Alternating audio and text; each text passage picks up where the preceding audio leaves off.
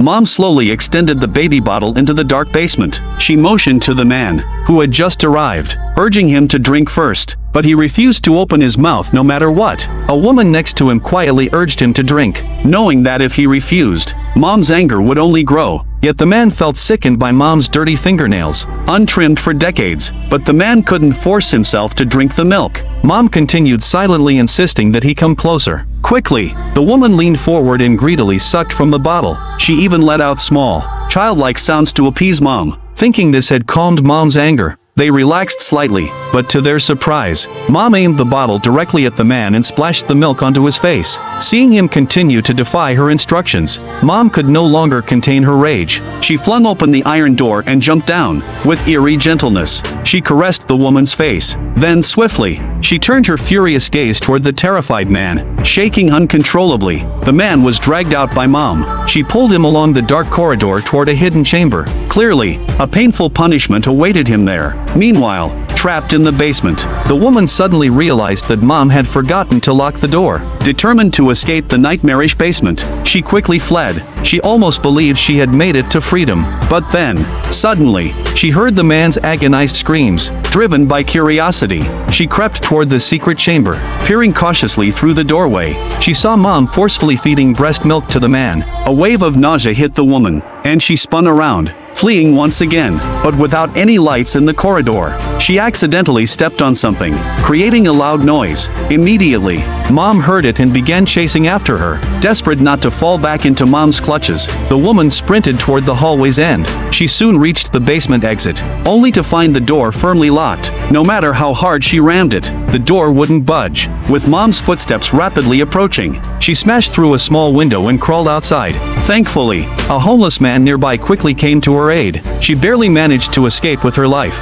As she anxiously looked back, she saw a profoundly sorrowful expression on Mom's face. Once recovered from her initial shock, she begged the homeless man to rescue the others trapped inside, but he shook his head fearfully, saying something worse than Mom lurked down there. Just then, the woman noticed a police officer patrolling nearby. She desperately explained what had happened, but seeing her ragged clothes, the policeman dismissed her as mentally unstable and coldly walked away. A month earlier, Annie and her boyfriend had rented an old mansion in the suburbs, lured by its low price. At first, nothing seemed strange, and they spent the first night there without issue. But the following day, as Annie was tidying up, she discovered a thick rope hidden within the wall. Driven by curiosity, Annie slowly pulled on the rope.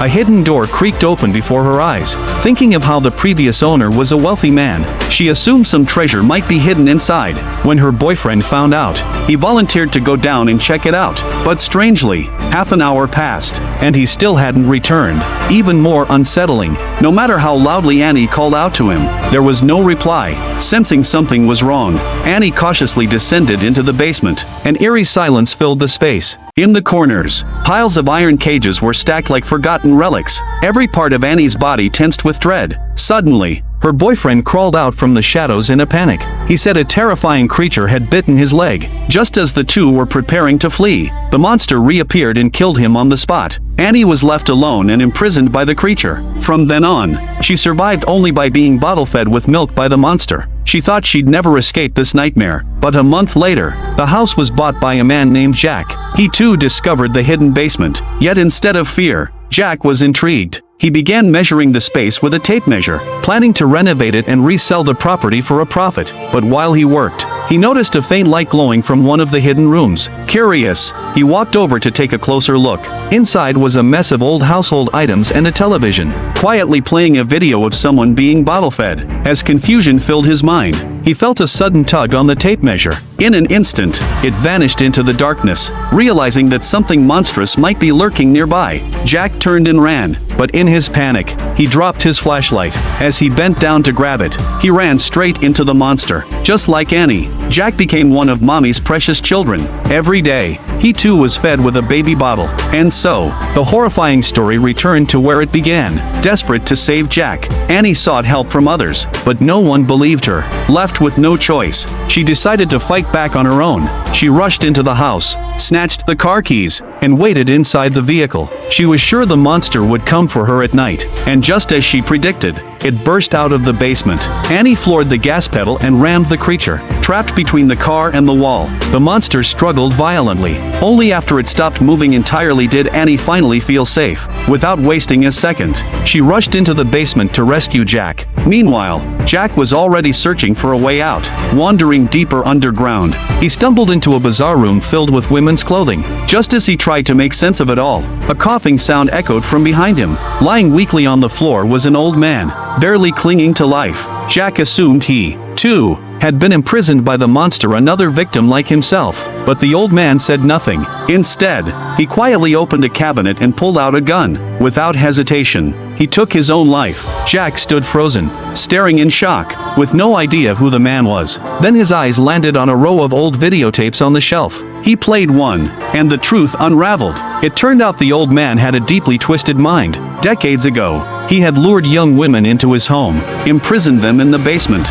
and abused them, all while recording everything with a video camera. Perhaps fearing his crimes would soon be exposed, he chose to end his life. Jack grabbed the gun and quickly made his way out. As he stepped into the dark corridor, a shadow suddenly appeared ahead. Panicked, Jack fired the gun, but the bullet hit Annie. Horrified, he rushed to her side, apologizing over and over. He helped her out of the basement, determined to get her to a hospital. But just as they reached the surface, they were horrified to discover the monster's body, previously pinned by the car, was gone. With no time to process what had happened, Jack dragged Annie forward as fast as he could. Before they could get far, the homeless man from earlier stopped them. He led them to a hidden shelter and asked if they'd been attacked by the monster. He assured them the place was safe, completely hidden from the creature. Then he told them the truth about the monster's origin. Years ago, that same deranged man, now dead, had imprisoned many girls. One of them became pregnant and gave birth to a deformed child. That child grew up in the basement, hidden from the world. Her only exposure to love came from watching videos of mothers feeding babies.